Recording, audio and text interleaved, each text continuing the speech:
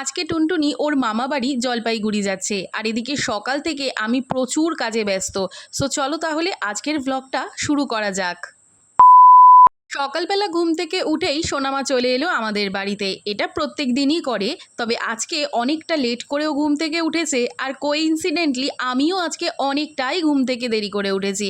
আর আমি ঘুম থেকে ওঠা মাত্রই ও দেখলাম আমাদের ঘরেতে চলে এসেছে। তখন একটু জড়িয়ে ধরলাম, কারণ আজকে ঠিক বিকেলবেলার দিকেই ওরা বেরিয়ে পড়বে জলপাইগুড়ি যাওয়ার উদ্দেশ্যে। তো সেই জন্য যতটা সময় থাকে ততটা সময় একটু ওর সঙ্গে খেলা করছিলাম, আদর করছিলাম ওকে।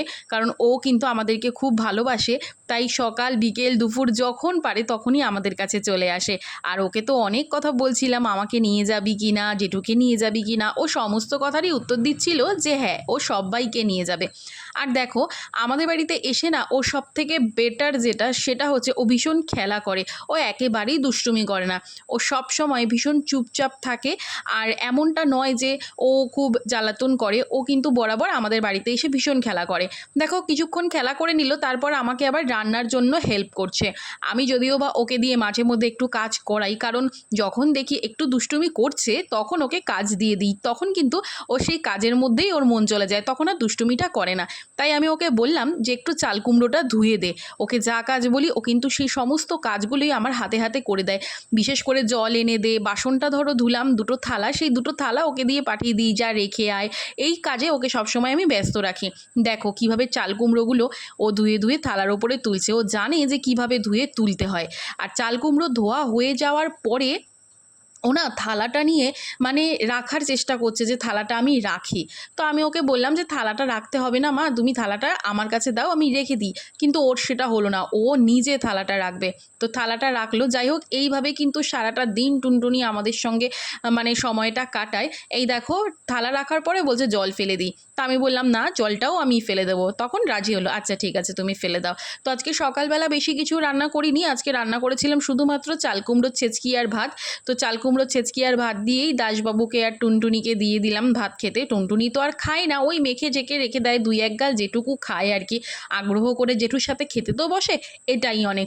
তো দেখো, আমি কিন্তু এখনও খেতে বসিনি, কারণ আমি ওদেরকে খাইয়ে দিয়ে তারপরে আমি নিজে খেতে বসবো। কারণ আমি খাওয়া দাওয়ার পরে আমার অনেক কাজ আছে, সেই কাজগুলো আমাকে করতে হবে। তো সেই জন্যই আমি ওদেরকে খেতে দিয়ে দিয়েছি আগে। আর এদিকে ওকে জিজ্ঞেস করছি রান্না ভালো হয়েছে, বলছে হ্যাঁ ভালো হয়েছে।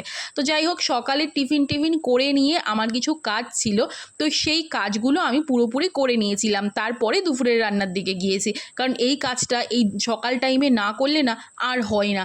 ওই পিছোতে সন্ধ্যা হয়ে যায়, তারপরে আর ভিডিও শ্যুট করাই হয় না। আর এদিকে দেখো, আমি ভিডিও শ্যুট করছি তখনও টুনটুনি আমাদের বাড়িতে রয়েছে। মানে ও কি কারণে ঠিক আমাদের বাড়িতে থাকে দেখো। এবার আমি যেহেতু ভিডিও বানাই, আমার লাইট জ্বলে, মেকআপের জিনিসপত্র থাকে, ও সেগুলো গোছাবে বা লিপস্টিক মাখবে, ফেস পাউডার মাখবে। তো এই জন্যই কিন্তু ও বেশিরভাগটাই আমার কাছে থাকে। দেখো, ফেস পাউডারটা ঠিক বেছে বেছে নিয়ে নিয়েছে। এই ফেস পাউডারটা কিভাবে মুখে মাখতে হয় সেটা জাস্ট তোমরা একবার দেখো। আমি ওকে বলেছি একটু মুখে মাখো দেখি। দেখো কিভাবে গালে ফেস পাউডারটা মাখছে। এটা যে পাউডার, এটা যে গালে মাখতে হয় সেটাও ভালো করেই জানে।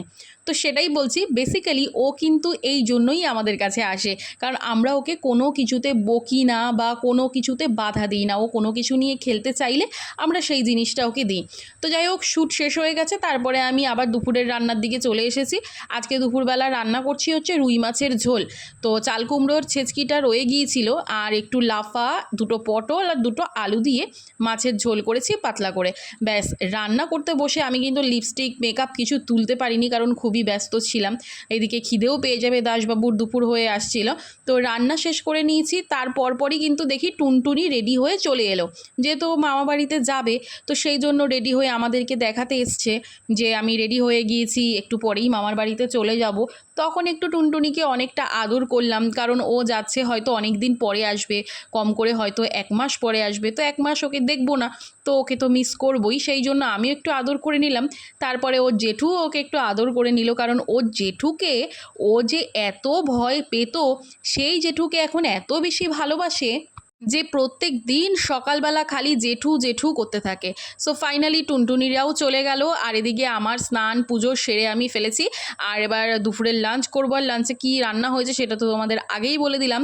তো চলো বন্ধুরা, আজকের ভিডিওটি এখানেই শেষ করছি। তোমাদের যদি ভিডিওটি ভালো লেগে থাকে, চ্যানেলটি সাবস্ক্রাইব করে পাশে থেকো।